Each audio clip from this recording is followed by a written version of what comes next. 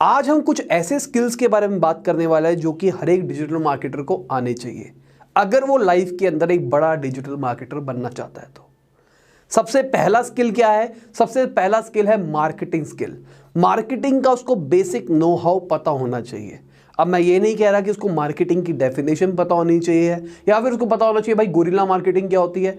उसको इतना पता होना चाहिए कि भाई टारगेट ऑडियंस क्या होती है।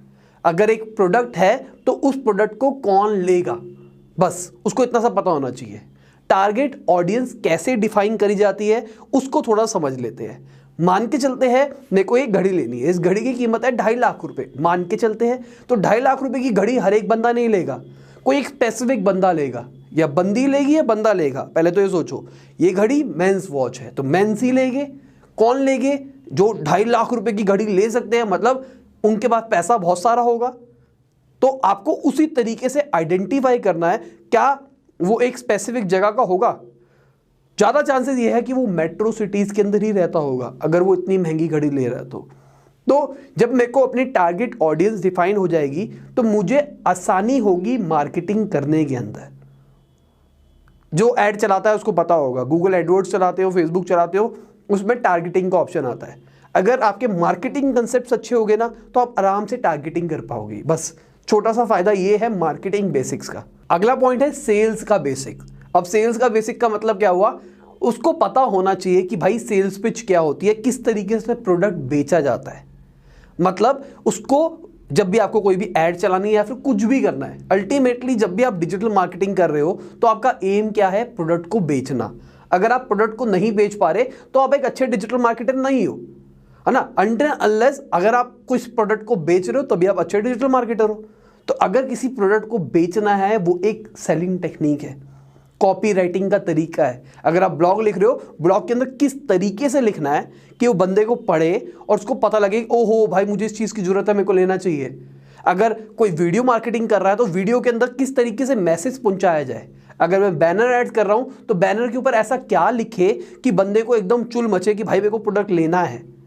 तो छोटी सी एक सीरीज रिकमेंड कर रहा हूं जो कि मैं हर बंदे को बार बार करता हूं, मेरी सेल सीरीज है, उसको फॉलो करो। बहुत कुछ है उसके अंदर, मतलब आपको 1-on-1 वाली आएगी और उसको अपने आप घुमा के डिजिटल मार्केटिंग के अंदर डाल सकते हो अगर चीज को ढंग से समझ जाओगे तो। तीसरी चीज है भाई डिजाइन सेंस। डिजाइन सेंस या फिर मैं कहूंगा यूआई का उसको बेसिक नॉलेज होना चाहिए। मान के चलते हैं अगर आपने एक गंदी सी फोटो देखी फेसबुक के ऊपर जिसपे ऐड चल रही है, क्या आप क्लिक करोगे? कॉपीराइट बहुत अच्छा हो रखा है, उस पर बहुत अच्छा लिखा हुआ है उसके ऊपर सब कुछ, और आपके रिलेटेड भी है वो, मतलब बंदे ने टारगेटिंग अच्छी करी है और साथ के साथ उसने जो सेल्स पिच मारी है वो बहुत अच्छी मारी है। पर जो फोटो है ना, उसको फोटो को देख के ही आपको फील नहीं आ रहा है, या फिर जो टेक्स्ट लिखा हुआ बहुत छोटा लिखा हुआ है, या कुछ भी ऐसा यूआई के अंदर, यूएक्स के अंदर कुछ ना कुछ पंगा है। ऐड की बात छोड़ते हैं, वेबसाइट के ऊपर आ जाते हैं। वेबसाइट भी सेम ऐसी है, वेबसाइट अच्छी नहीं दिखाई दे रही, कुछ नहीं कर रहा, उससे इंप्रेशन नहीं पड़ता है। तो अगर आपको डिजाइन सेंस होती है ना, डिजाइन का बेसिक सा आइडिया होता है, तो आप आराम से डिजिटल मार्केटिंग कर पाते हो। कोई भी ऐड कैंपेन चलाते हो, वेबसाइट बनाते हो, फिर कोई भी चीज करते हो तो बंदा उससे अपील हो पाता है, उसको लगता है भाई क्या चीज है, तो देखता है, खोल के देखता है जाने के लिए कि क्या हो रहा है।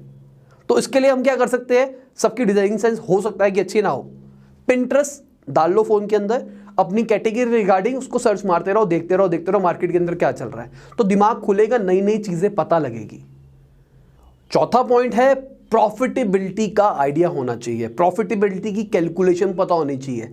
अब इसका लॉजिक समझाने की कोशिश करता हूं। मान के चलो एक प्रोडक्ट है जिसको बनाने की कॉस्ट, जिसकी बनाने की कीमत मुझे 80 रुपए आती है। अब 80 रुपए का वो प्रोडक्ट मुझे बनाने में पड़ता है और मैं उसको 100 रुपए का मार्केट के अंदर बेचता हूं, तो सिंपल कैलकुलेशन आती है, 20 रुपए का मुझे प्रॉफिट होता है। अब 20 रुपए का अगर प्रॉफिट होता है, उसी के अंदर मुझे मार्केट करना है। अगर मेरी मार्केटिंग कॉस्ट 20 रुपए से ऊपर निकली तो वो प्रोडक्ट लॉस के अंदर मार्केट के अंदर बिक रहा है। तो अगर मैं ढंग से प्रॉफिटेबिलिटी अपने क्लाइंट की, या फिर अगर मुझे अपनी भी डिजिटल मार्केटिंग करनी है, अगर मैं ढंग से प्रॉफिटेबिलिटी पहले से ही निकाल के रखूंगा तो मैं कभी भी लॉस के अंदर नहीं रहूंगा। अब सबसे बड़ी डिजिटल मार्केट है प्रॉब्लम क्या आती है? वो मार्केट तो कर देता, वो ऐड तो चला देता, पर उसको ये नहीं पता कि भाई मुझे कितना खर्चा करना है एक बंदे को कन्वर्ट करने के लिए। इससे क्या होता है, अगर आपको प्रॉफिटेबिलिटी पता होती है तो आप कैलकुलेट कर पाते हो कि भाई एक बंदे को कन्वर्ट करने के लिए मैं इससे ज्यादा खर्च नहीं कर सकता। अगर आप गूगल एडवर्ड्स की बात करते हो, उसमें एक्विजिशन का ऑप्शन आता है ना, कॉस्ट पर एक्विजिशन, तो अगर कॉस्ट पर एक्विजिशन मेरे प्रॉफिट से कम है तब तो प्रॉफिटेबल है, अगर कॉस्ट पर एक्विजिशन मेरे प्रॉफिट से ऊपर जा रही है तो लॉस मेकिंग प्रोपोजिशन है। बस मुझे उस पर काम नहीं करना। अब डिटेल में कभी किसी दिन घुसेंगे सीपीए एक्सपर्ट के ऊपर कि कॉस्ट पर एक्विजिशन क्या होती है, किस तरीके से क्या क्या करा जाता है, कभी डिटेल में बनाऊंगा वीडियोस पे मैं। अब भाई आती है बात टूल्स की, जो सबके सब उछलते हैं टूल्स के ऊपर। भाई मेरे को गूगल एडवर्ड्स चलाना आता है, मुझे आरएफ टूल आता है, मुझे फोटोशॉप आता है, मुझे कोई वीडियो एडिटिंग का टूल आता है। ये सारे के सारे टूल्स हैं। जो इंपॉर्टेंट चीजें थी ना, वो जो ऊपर बात करी, वो इंपॉर्टेंट चीजें हैं। टूल्स के लिए आप किसी बंदे को भी हायर कर सकते हो जो काम कर सकता है। पर अगर मैं किसी निच का एक्सपर्ट हूं, अगर मैं एसईओ एक्सपर्ट हूं, तो मुझे आरएफ टूल ये जो बेसिक वाले हैं वो आने चाहिए। अगर मैं सोशल मीडिया वाला हूं तो मुझे सोशल मीडिया के रिगार्डिंग आना चाहिए। मेरे को डिजाइनिंग सेंस तो मस्ट हैव होनी चाहिए सोशल मीडिया के लिए। मुझे कॉपी राइटिंग आनी चाहिए, मुझे सब कुछ आना चाहिए। अगर वीडियो, मैंने आपको बताया वीडियो इज द फ्यूचर, तो वीडियो अगर फ्यूचर है तो मुझे वीडियो एडिटिंग भी आनी चाहिए। नहीं आती तो मुझे पता होना चाहिए कहाँ पे क्या कट होते हैं, किस तरीके से काम चलता है, क्या सिनेमा एंगल्स होते हैं। बेसिक नॉलेज होनी चाहिए, वरना मैं वीडियो, अगर मैं किसी बंदे को हायर भी करता हूं तो मैं उसको ढंग से गाइड नहीं कर पाऊंगा कि मुझे चाहिए क्या। अब अगले 2 पॉइंट है जो कि साथ साथ चलते हैं। एक है एनालिटिकल स्किल, एक है क्रिएटिव स्किल। एनालिटिकल स्किल का मतलब क्या हुआ कि मैं जब भी कोई ऐड चलाता हूं या फिर कुछ भी काम करता हूं, फेसबुक यूज करते हो, गूगल एडवर्ड्स यूज करते हो, कोई भी टूल यूज करते हो, उसके अंदर ऐड के बाद रिपोर्ट आती है, एनालिटिकल रिपोर्ट आती है, जहां पे आपको पता लगता है कि भाई किन लोगों ने क्लिक किया, कहां पे रहते थे वो, क्या क्या हुआ, सब कुछ आपको पूरा डेटा मिल जाता है। अब उस डेटा के ऊपर हमको एनालिसिस करना है कि क्या चीज हमारे लिए अच्छी है, क्या चीज हमारे लिए अच्छी नहीं है। जो हमने पहले मार्केटिंग बेसिक के बारे में बात करी थी ना, मान के चलते मेरे पास कोई क्लाइंट आया, उसके बारे में मेरे को नहीं पता उसकी टारगेट ऑडियंस क्या है, मैंने उससे पूछा, उसको भी ढंग से नहीं पता, तो क्या करेंगे हम? तो हम पहले ट्रायल करके देखेंगे। ट्रायल के अंदर हम वेरियस चीजों टारगेट ऑडियंस के ऊपर टेस्ट करके देखेंगे। उसके बाद एनालिटिक्स में मेरे पास डेटा आएगा, फिर उस डेटा के ऊपर मैं रिजल्ट ओरिएंटेड काम करूंगा कि भाई ये डेटा अच्छा है, इसके ऊपर मार्केट करना चाहिए ढंग से। अब साथ में बात करते हैं क्रिएटिव स्किल्स के बारे में। क्रिएटिव स्किल्स का मतलब क्या हुआ? मान के चलो गूगल एडवर्ड्स है, उसके ऊपर मैंने एक सीरीज बना रखी है। अब एक नया बंदा है जो कि गूगल एडवर्ड्स के ऊपर सीरीज बनाना चाहता है, तो वो ऐसा क्या अलग करेगा जो कि मैंने नहीं दिया अपनी वीडियो के अंदर? This is creativity. अब क्रिएटिविटी का मतलब एक रास्ता है, एक काम को करने के 10 रास्ते ढूंढना, दिस इज क्रिएटिविटी। क्रिएटिविटी का मतलब ये नहीं होता कि भाई क्या पेंटिंग करता है, क्या डिजाइन है इस बंदे का। ये क्रिएटिविटी, हर चीज के अंदर क्रिएटिविटी होती है।